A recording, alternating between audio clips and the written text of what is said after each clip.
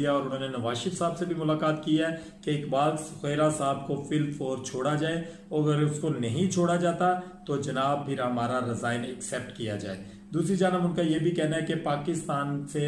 50% के करीब ब्यूरोक्रेट्स जो हैं उन्होंने पुर्तगाल के अंदर प्रॉपर्टियां बना ली हैं और वो वहाँ की शहरियत लेने के लिए अप्लाई कर चुके हैं। जैसे ही उनको वहाँ की शहरियत मिलेगी ये यहाँ से रिजाइन करके या यहाँ से जॉब छोड़कर ये पुर्तगाल शिफ्ट हो जाएंगे।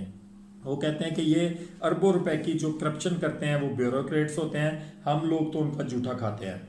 यानी कि जो सियासतदान है वो ब्यूरोक्रेट्स के आगे हाथ जोड़ चुके हैं। अगर ख्वाजा आसफ साहब जैसे लोग इस वक्त इस कंडीशन के ऊपर खड़े हैं तो फिर आप ये याद रखें कि पाकिस्तान के अंदर कोई भी हलचल हो सकती है, या फिर नवाज शरीफ साहब की तरफ से ये प्लान किया गया, ख्वाजा आसफ साहब को कहा गया है कि आप फ्रंट फुट पर आकर खेलें और